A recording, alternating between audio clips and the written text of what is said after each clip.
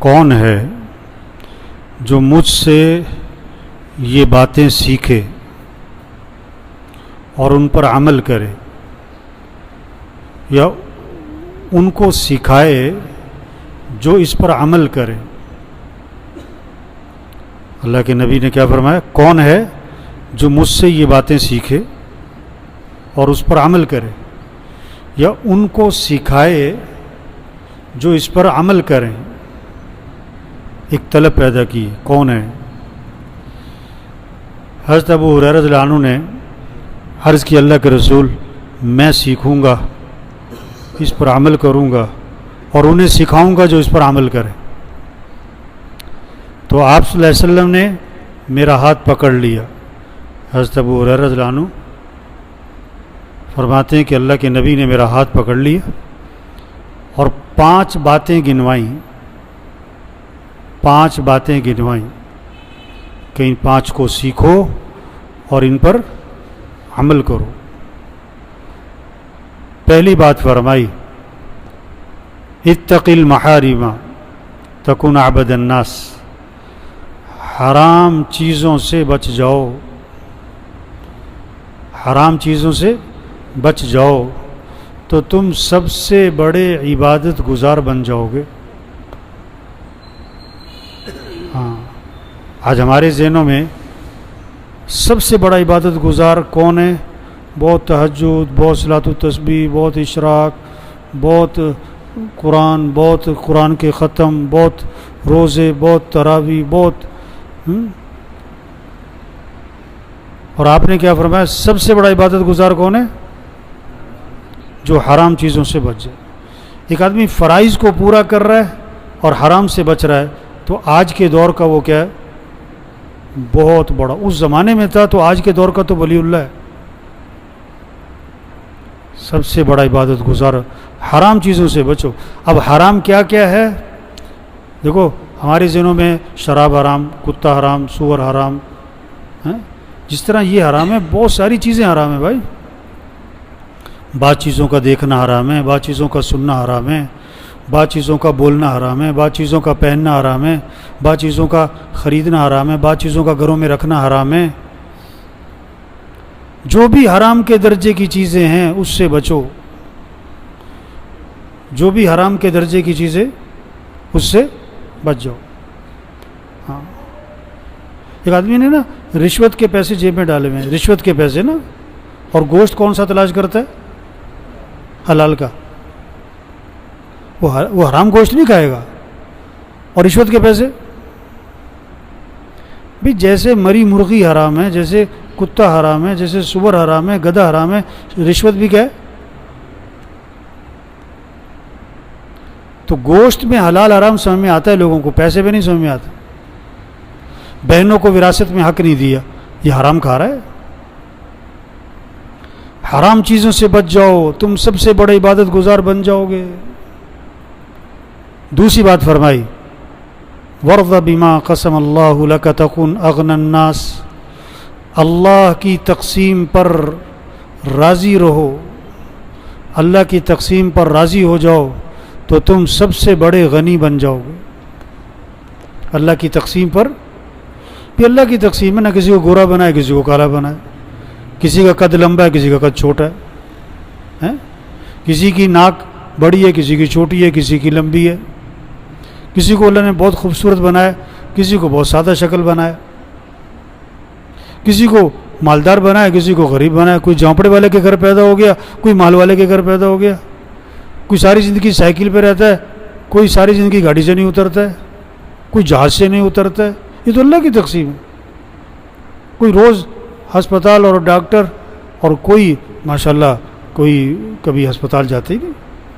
کسی کا روز ہی بچہ بیمار، کوئی بیوی. اللہ کی تقسیم ہے. اب کسی کا بچہ معذور ہے، اب اس میں آدمی کیا کر سکتے ہیں؟ یہ اللہ کی طرف سے. اللہ کی تقسیم پر راضی رہو. کوئی ایک دن میں لاکھ روپے کما لیتا ہے، کوئی پورے سال بھی نہیں کما پاتا ہے.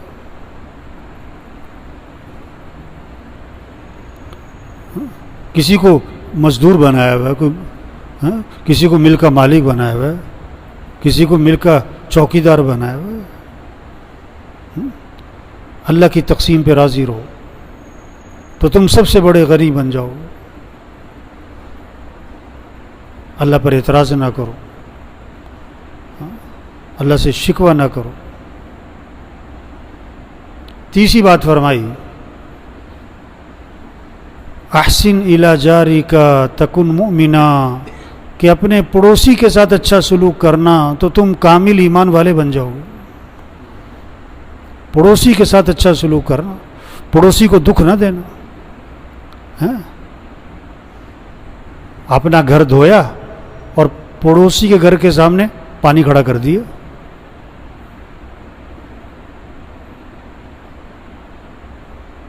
اپنے گھر کی صفائی کی اور کوڑا کہاں ڈال دیا؟ پڑوسی کے گھر کے سامنے کوڑا ڈال دیا. نہیں، پڑوسی کو دکھ نہ دینا. رات کے 2 بجے آئے واپس اور جناب گاڑی ہے، موٹر سائیکل ہے، اس کا ہارن پہ ہارن دے رہا ہے. اس کے گھر والے تو اٹھے نہیں، سارے پڑوسی اٹھ کے بیٹھ گئے.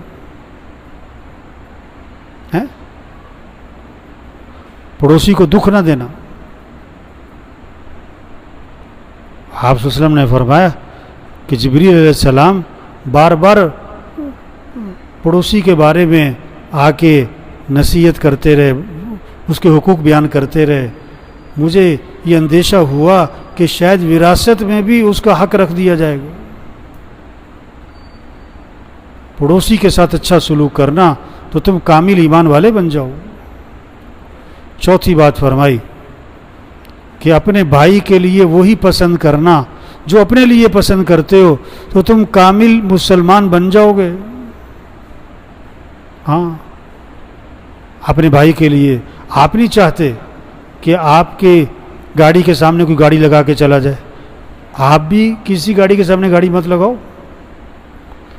آپ نہیں چاہتے کہ آپ جا رہے ہو گاڑی میں، پیچھے سے کوئی ہارن پہ ہارن ماری جائے. آپ بھی نہ کسی کو ہارن پہ ہارن مارو. آپ نہیں چاہتے کہ آپ کو کوئی برے نام سے پکارے.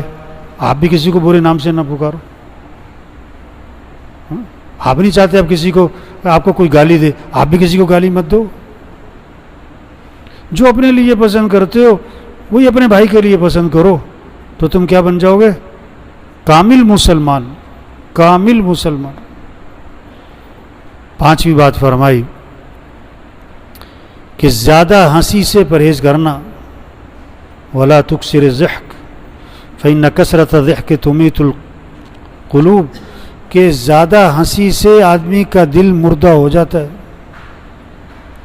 زیادہ ہنسی سے بچنا، کیونکہ زیادہ ہنسنے سے دل کیا ہو جاتا ہے؟ مردہ ہو جاتا ہے. اور وہ کہہ کے لگ رہے ہیں، ہنسی مذاق کی مجلسیں ہر وقت لگی ہوئی ہیں، تو دل مردہ ہو جاتا ہے. اور جب دل مردہ ہو جاتا ہے پھر نیکی کا شوق نہیں رہتا، اعمال کا شوق نہیں رہتا. اور جب دل مردہ ہو جاتا ہے تو اچھائی اور برائی کی تمیز ختم ہو جاتی ہے. تو یہ 5 نصیحتیں آپ صلی اللہ علیہ وسلم نے حضرت ابو ہریرہ رضی اللہ عنہ کو فرمائیں کہ ان کو سیکھو اور ان پر کیا کرو؟ عمل کرو. اور انہیں سکھاؤ جو اس پر عمل کریں.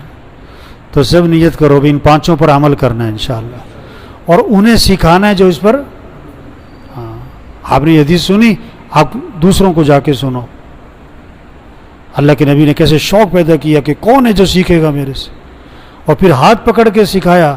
ہاتھ پکڑ کے محبت کی وجہ سے، شفقت کی وجہ سے، تعلق کی وجہ سے 5 چیزیں سکھائیں. پھر اللہ سب کو عمل کی توفیق نصیب.